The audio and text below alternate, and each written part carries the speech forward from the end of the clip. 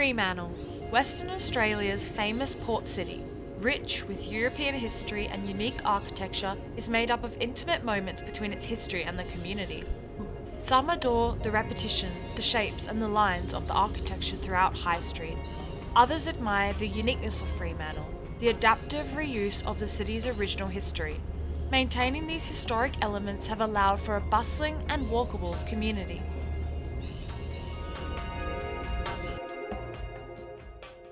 Walkability is where you can reach destinations, not just walkable for where you live, but where you work. You can walk around that whole area in a simple, easy access.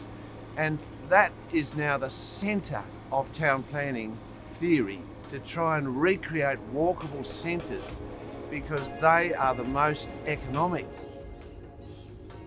I think a lot of the consistent feel that we're seeing, especially in, I guess, the West End and central Fremantle, is largely due to the fact that the city was pretty much redeveloped in the gold rush. So in a sort of like a 20-year period, from about 1890 to about 1910, most of the city was redeveloped. I guess the first buildings that were built in Fremantle, they literally had to use the materials that were available on site. So they dug up sand from the ground and used that to make the mortar, and they quarried the locally available limestone to build the walls. All the trees got cut down very quickly, as you can imagine. So limestone's really such an integral part to buildings in Fremantle. The first plan was put together in the 1850s, and it set out a classic walkable town, building on the centuries before of walkability, and it was in fact a design that has continued to today. Walkability is about not being too wide. The streets need to be reasonably narrow so you can quickly get across. As soon as you get to a 4-lane road, you really can't walk across it. You've got to stop in the middle, and it's dangerous. 6 lanes, impossible. You've got to go under or over it. So that's the problem. And the width of these roads was set up because this was to be the main urban centre. I think Fremantle probably benefited from being a bit of a backwater. I think a lot of the commercial development or the commercial activity in Fremantle declined for 2 reasons. One, because with the rise of cars and telephones, a lot of the commercial activity was centralised in Perth.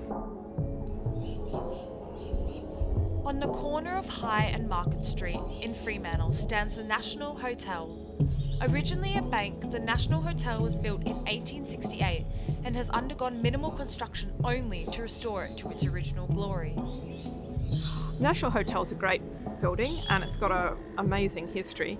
You may not be aware that there was a terrible fire there in the 1990s and most of the interior was gutted.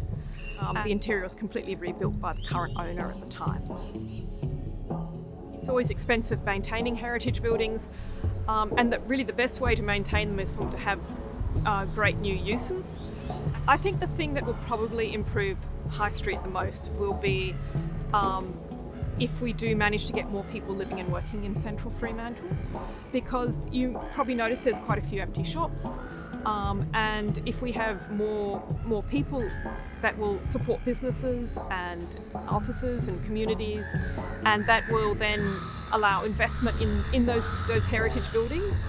So I think that's would be really beneficial to High Street to have that sort of increased vitality and activity in our city centre.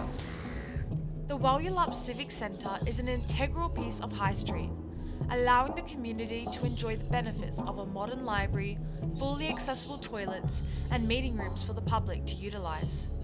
Even the forefront of the building invites the community to take a seat on the grass embankment or relax under the shaded trees to enjoy the coastal air. I think the idea was to try and create a really quality piece of architecture to enhance this important part of Fremantle. When I got on the Fremantle Council in 1976, they had a plan to widen the whole of High Street in order to revive the economy. the first building built on the actual alignment designed by the Fremantle Council planner, Mr. Bott, who thought this would transform Fremantle into a modern city. This was built and everyone said, I think we'll keep what we have in High Street. This is not going to be the future.